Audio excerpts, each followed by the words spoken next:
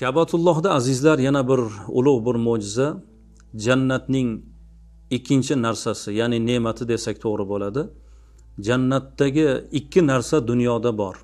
Biri Hajarul Asvad, ikkinchisi Zamzam bulog'i.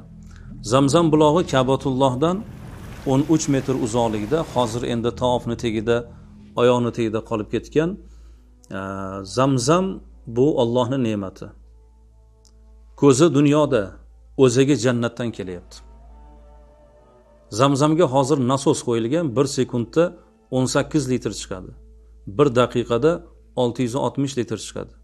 1 soatda 39,5 tonna suv chiqadi.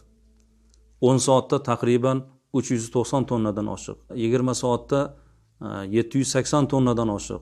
24 soatda taqriban 800 tonnaga yaqin suv beryapti.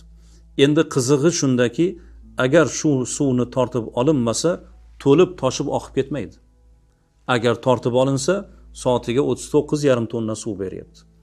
Demak, bu buloq ham emas, quduq ham emas. Buloq demasligimizning sababi Zamzam to'lib toshib oqmaydi. Quduq demasligimizning sababi soatiga 39,5 tonna suv bersa bu quduq bo'ladimi? Quduqni suvini chelaklab olsak tugab qoladi. Bo'lmasa bu nima deganda payg'ambarimiz alayhissalom Zamzam aynun min uyunil jannah. Zamzam jannat buloqlaridan bir buloq deganlar. Zamzamni ko'zi dunyoda, o'ziga jannatdan. Azizlar, sobiq ittifoq davrida mamlakatimizdan bitta odam hajga borgan. Mana shu hojini ziyoratga kelganlar Zamzamni bir tomchisi uchun, bir piyola suvga bir tomchi Zamzam quyib, ular o'zlari uchun tabarruk qilib ichishgan. Shukrlar bo'lsinki, mana Zamzam, har bir odam Zamzam ichishga muyassar bo'ldi. Zamzam lima shuribala. Zamzamni nimaga niyat qilib ichilsa shunga ravo bo'ladi.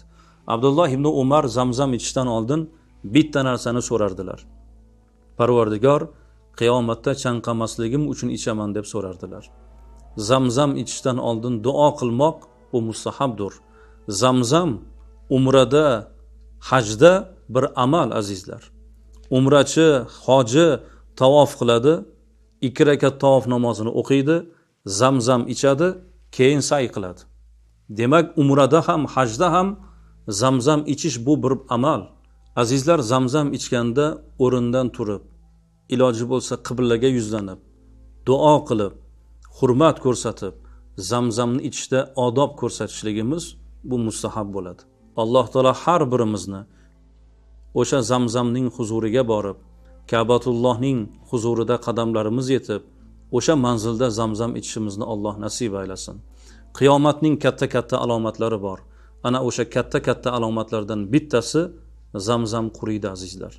Zamzam 3 ta ko'zdan chiqadi. Bitta ko'zi qurigan, 2 ta ko'zdan shuncha suv beryapti. Qiyomatning alomati shuki, Zamzam quriydi, Zamzamda suv qolmaydi. Zamzamning juda katta tarixi bor. Tarix mobaynida shu Ismoil alayhissalomning oyoqlarining tagidan chiqqan holatlari, undan keyingi Zamzam 3 asr mobaynida odamlar uni topa olmaganligi juda katta tarixi bor. Inshaalloh fursat yetsa yana bir inshaalloh bu borada suhbat qilamiz.